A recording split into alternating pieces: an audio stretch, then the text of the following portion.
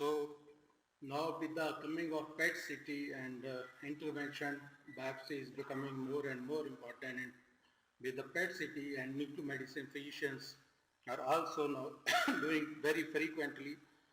So before I go actually to the procedure, just to refresh our readings on the biopsy, a biopsy is a procedure uh, in which we obtain a tissue for microscopic or other analysis to establish a precise diagnosis and as well to enhance the understanding of a particular tissue characteristic. So it can be percutaneous biopsy, it can be open biopsy. Percutaneous can be fine needle aspiration biopsy or cytology or core needle biopsy, whereas open biopsy is incisional and excisional biopsy, which is main the domain of surgeons. It's a surgical approach, whereas percutaneous can be manual as well as guided. Today we will be talking on the guided procedures. Percutaneous biopsy, what can be the advantages? It's a very simple but invasive diagnostic technique. It is inexpensive. It causes minimal disturbances of the surrounding tissues, applied to most organs and tissues, rapid results and no apparent complication. But it has few disadvantages also, like danger of implanting tumor cells in a needle tract, not representative of the total tumor, and needle may miss the lesion also.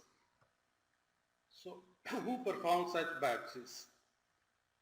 The palpable and superficial lesions are mainly by the clinicians, cytotechnologists and pathologists, whereas the non-palpable and deep lesions mainly guided procedure. Till now it was the domain of radiologists, but now nuclear medicine physicians are also doing such procedures. So with the use of this guided biopsy, the needle is guided while being viewed by the physician or a radiologist using ultrasonography, CT or PET CT, and it uses a very thin needle and a syringe to withdraw tissue or specimen for further analysis. Immediate guiding intervention, it can be diagnostic and therapeutic. Diagnostic, we know fine needle aspiration biology or cytology. Core biopsy, therapeutic, ablation and drainage. It can be under the guidance of just fluoroscopy, ultrasonography, CT, positive emission tomography, PET CT, and in near future maybe PET MR also. CT guided biopsy, it is a regional imaging, not able to guide most accessible and appropriate site, and the major disadvantages on CT, it's very difficult to differentiate viable versus fibrotic area. So where to take the biopsy specimen or tissue specimen and where to hit. Same thing, though we say it is a guided, but majority of the times it's just unguided and it gives more radiation as it's not exact guidance, more patient punctures, and it takes relatively more time when we'll come to PET CT compared to. So practical difficulties with earlier PET CT guided procedure, same thing. It need to take check scans at every step. Whenever needle is put in that, so after inserting some length of needle, manipulation is there, more needle manipulation, and radiation to the persons also who are performing the procedures.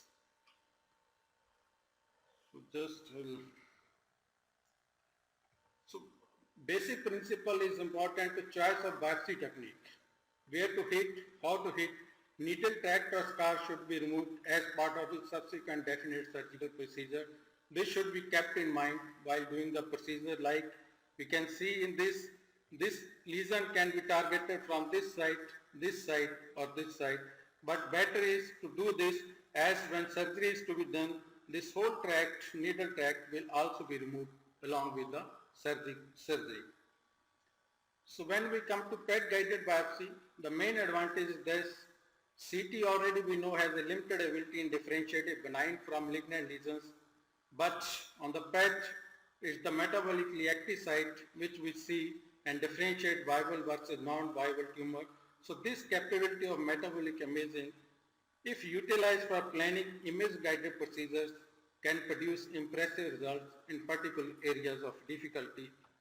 So indications can be presence or absence of disease, nature of disease, where it's neoplastic, inflammatory, infectious, extent of disease, and most common indication is to diagnose a malignancy or metastatic lesion.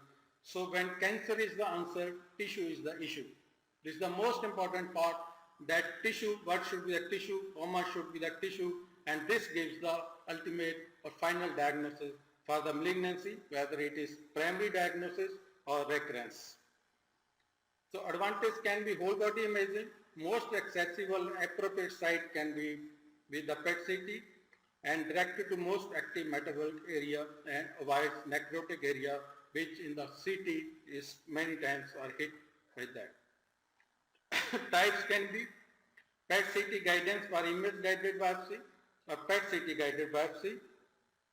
For the guidance, it can be visual image guidance in assisting the biopsy, fusion software, whereas PET CT guided can be manual and assisted. So in that we have automated robotic arms or augmented reality based system. And nowadays, like in our institute, we have automated robotic arm RoboX, which is being used for such procedures. Visual guided image fusion, we can see we have a pre-procedural PET CT scan where have lesion, and intra-procedure we have this, and when we do, we keep both in mind, and this is the visual guidance only, no robotic guidance. Image to image software fusion, we have like this, pre-procedural PET image, intra-procedural CT image, but both keeping in mind and fusion of the software, we can see that these images and here where the lesion that can be hit with a needle. But with the guided biopsy using a robotic arm, we have this robotic arm, this is the mechanical overview of this, and this is a cartoon showing that how this is planning is done. We'll come later on this. So what is a PET CT biopsy indicated? There has to be need for the biopsy, need for the guided biopsy, whether ultrasound, CT or PET CT, and then need for the PET CT guided biopsy. And when it is indicated, like now there are many articles also in the literature, we can see as per this article, what are the indications? Lesion with non-uniform FDG uptake, multiple targetable lesions with varying FDG uptake, lesions difficult to target because of underlying anatomical alterations, lesion with few or no morphological changes in anatomic imaging. So one by one, lesions, some lesions, especially large one, may demonstrate non-uniform FDG uptake. The difference in intensity uptake of the FDG with the mass may be significant. We can see this like this lesion. It's a big lesion, but central area is all necrotic, peripheral area is metabolically active. This is a 51-year-old man with lung mass, CT guided FNSE as was presumed. It hit the necrotic material and came out to be inflammatory. PET guided biopsy was taken and re-biopsy showed small cell carcinoma, poorly differentiated. So it's the peripheral part which is important. So keeping that in mind, PET is of immense help. Second, multiple targetable lesions with variable FDG uptake. There can be wide range of FDG uptake, and identification of lesions within the highest FDG uptake and FDG lesion that is most accessible biopsy, all can be planned on the PET CT. You can see this, a 60-year-old man with a history of bladder cancer, nodules in the bilateral lungs field, larger on the left side but smaller on the right side. But PET CT showed more intensity on the right side, less on the left side, and biopsy from this more avid lesion showed metastatic CA. Otherwise, if we could have planned thinking that a CT bigger lesion we can hit and it could have been negative or positive, we don't know, but chances that it is metabolically non-active, it could have been negative. Third, lesion difficult to target because of underlying anatomic alterations. The lesions are often difficult to target because of their poor delineation on anatomic imaging.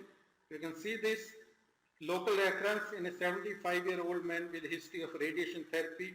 You can see this whole lesion, but which part is metabolically active?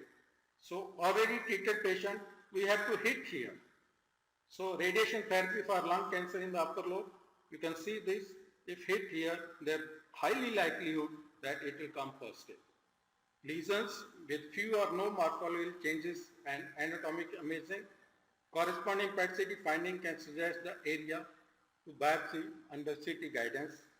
Like we can see this patient with lung cancer, CT, no morphological changes, PET CT, fused PET CT image with C, focus in the right posterior scapulum, on the PET only also focus is there, and if we do the biopsy from this side, it was done, this is from the literature, you can say metastatic adenocarcinoma came here, but if only CT evaluation, there is nothing on this and patient can be kept on under observation or follow up only, but when metabolically active PET is there, then definitely one has to establish the diagnosis. So with all this keeping in mind, now with the guided biopsy using robotic arms, design of the procedure, we have to prepare, we have to plan, perform, process and prevent. What all this? Preparation of the patient, planning the path, performing the procedure, processing the specimen and prevention of the complication, which is also very important. So preparation of the patient, before taking the patient for PET CT guided procedure, maybe biopsy or cytology, one must keep in mind the patient's history, imaging findings, informed written consent, coagulation profile is very, very important, and all the equipment to attend anticipated complication should also be kept ready. It should be referred case, we should not perform ourselves, informed consent is to be taken, and if it is done on the same day when PET CT has been done, then usually 4 to 5 hours gap is there so that the radiation burden is minimum and all the activity gets cleared off, or we can plan procedure on the next day or subsequent days with 3 to 4 millicurie activity injection, and PT is also very important, should be within 2 seconds of control. Short admission, depending or anticipating complications may be planned, and contraindications are bleeding disorders such as hemophilia. General contraindication same as applied to CT guided, we have to perform it. Important is of history. This from literature I took a slide where CT guided biopsy was done for a lesion which came chronic inflammation. Axial PET CT shows curvilinear intense FDG uptake here. But on taking further history, there was a top chlorosis 9 years earlier done. So this is just wastage of the procedure. History taking is very, very important, and we should dig out all the possible information before doing the procedure. Equipment for the guided biopsy, needles, syringes, pistols, all containers, slides are to be kept ready like this on a trolley. We should keep everything ready with this. Same thing in different view. We have to keep pistons, cushions, needles, because different types of needles when using, we have to plan the path. Accordingly, we have to choose the specimen where to be kept exactly labeled or has to be kept ready. This is just basic, because once you are doing this routinely, then there is no need of keeping that in mind. But as the nuclear medicine physicians are beginners starting, so everything has to be done meticulously. So planning the path and procedure, type of procedure, alternative method of the tissue retrieval in case of failure, one should keep in mind if there is a failure, what alternate path is to be done, patient positioning, requirement of breath hold, bowel vessel preparation, shortest versus the smartest path. This is very important pre-procedural patient information. One should decide beforehand what is to be done, whether you want to take biopsy tissue or just cytological, because FNAC for small lesions, biopsy for diagnosis and characterization of lesions.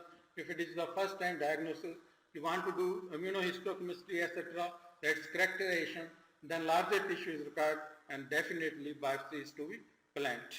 Select same size plastic bush and needles accordingly.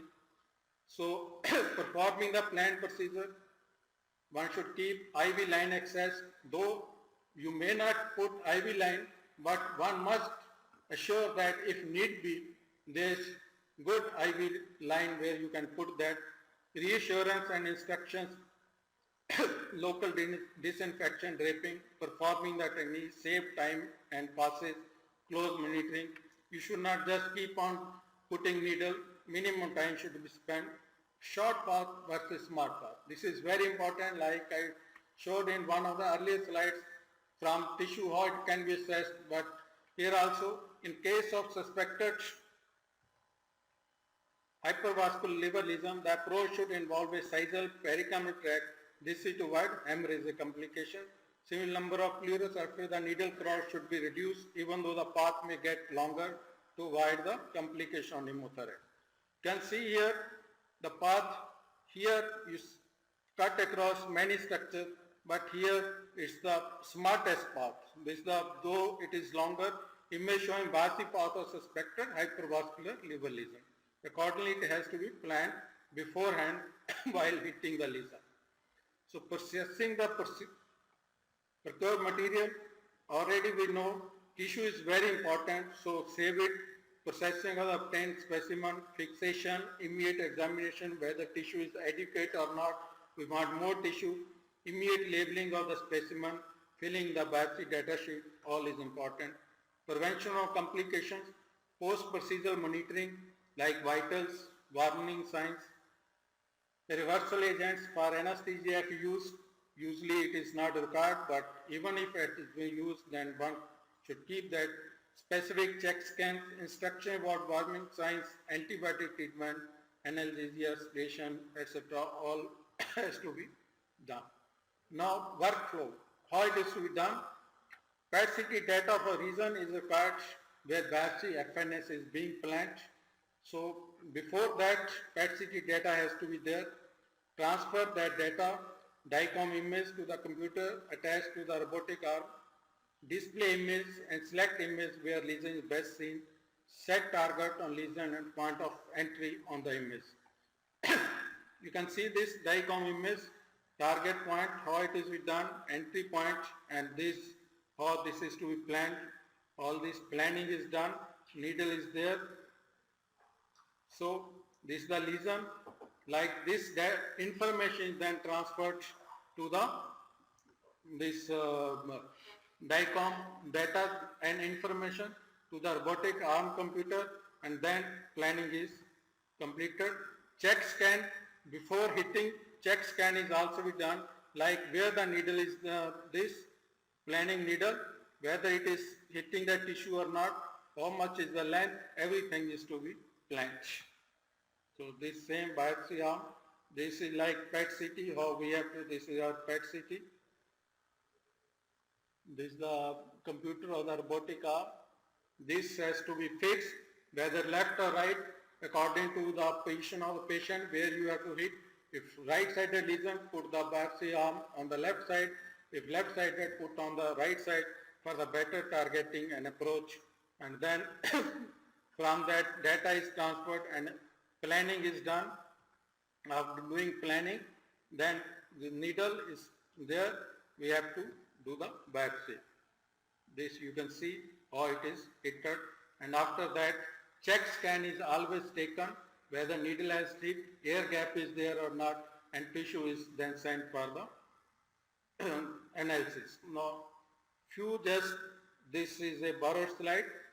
We have a patient left breast cancer, post surgery, chemotherapy, radiotherapy, and presented with the lymph nodes. FNSE of this lymph node, it's near to common iliac arteries and veins. So challenge was, this is challenge case when CT, standard CT done because of vessels nearby, and procedure, PET guided procedure was done, and ultimately it came to be adenocarcinoma. If only PET CT guided, then it may be challenging, difficult, though it is not that deep, but because of the nearby vessels, where to hit, but it's a hot area which is to be hit. Another patient, non-Hodgkin lymphoma, patient undergoing chemotherapy, post-chemotherapy, previous multiple PET CT scans done. You can see FNSE, so lung mass was performed, Challenge again, narrow window of only 1 millimeter suprasternal where to hit, and it also procedure with this robotic arm. You can see it can be very easily done. Few more cases. This is a 42-year female with bilateral breast masses. 2 biopsies already done. We showed a filler disease or necrotic material, so it was inconclusive. PET CT guided biopsy was planned in this, and PET CT was done. You can see this again like the first image we show. This is the peripheral tissue which is the more materially active. Here it is all necrotic material. Biopsy was taken from this. You can see after the biopsy there is an ear gap. Check scan image, ear gap in the post-operative image confirm the successful biopsy. So PET CT guided biopsy was taken, which ultimately on processing turned out to be primary cancer disease, and it was not a necrotic material. A follow-up case of papillary seroadenocarcinoma, rising CA125 levels. PET CT showed solitary lesion in the right iliac fossa. Ultrasound guided biopsy could not be done, and the lesion was not seen on the ultrasonography. But here it's a very hot area. You can see PET CT guided FNAC adenocarcinoma on taking biopsy of this. Leiomyosarcoma of the uterus, high grade, underwent surgery, recurrent contrast CT, post-op changes, only post-operative changes, rest was normal. PET CT was done, which showed a lesion, highly metabolically active lesion, you can see, and on hitting this, there were atypical cells seen on the biopsy material, which is likely highly metastatic, likely of metastatic. Another case, 47 years female, follow-up case of ovarian cancer. Recent CT scan was normal, but patient had rising CA125. PET CT was done. We see very highly metabolically active or FDG-ever lesion, which was subjected to guided biopsy, PET guided biopsy with robotic arm, and it turned out to be metastatic disease. Metastatic adenocarcinoma of unknown primary, CT left lung mass with effusion, multiple lung mass biopsies, FNAC was inconclusive, PET CT guided biopsy was advised from this active lesion, and biopsy showed adenocarcinoma of the left lung, though there was multiple active lesions. Another case, GE junction, solitary hypodense lesion in the liver, FNAC was inconclusive, but it's highly metabolically active. Biopsy taken from this, it was metastatic disease. Known case of lymphoma, received chemotherapy, radiotherapy, medial renal biopsy, repeated biopsy and FNAC, necrotic material. Necrotic material, of course, if we don't take PET CT guided, because it's all mass showing necrotic material, but if it is to hit on this side, then definitely it's the disease part. So precautions after biopsy, observation for 2 to 4 hours, look for any pain, bleeding, antibiotics may be given for 2 to 3 days, it depends how sure you are about your aseptic procedure. Analgesics may also be given for 2 to 3 days. What are the risks associated? Same as CT guided biopsy. There can be bleeding, there can be infection, there can be pneumothorax for the lung lesions. Partial total collapse of the lung is a reported complication in approximately 25% of lung biopsy. It is also risk during CT guided biopsy for this. So one should be sure of this. Keep that in mind that there can be pneumothorax also for the lung lesions. Just one minute, sir. Just few studies from the literature I'll quote. This study shows that FDG PET CT detector biopsy, does it offer incremental value? For the skeletal lesion, it was a maximum 66.6% compared to other lung 40%. So it definitely have incremental value. This study, again published study, method is reliable, secure and very accurately diagnostically revealing high percentage of malignant lesions. PET CT guided biopsies had a major clinical impact in patients with singular suspected bone metastasis. Now there are lot of literature data is coming up that PET CT guided biopsy is very, very important. We should not shy away from this and it should be recommended and done wherever required. In conclusion, PET CT guided biopsy or FNE using robotic arms attached with a PET CT scanner is unique, feasible, easy to perform, and take tissue sample from viable tumor or vulnerable area. Robotic arm helps in better accuracy, precision, confidence to users, less check CTs, less radiation exposure, more percentage of positive yield. So PET CT guided biopsy in the end I'll say is feasible, safe, and can be done with speed, spending minimum time.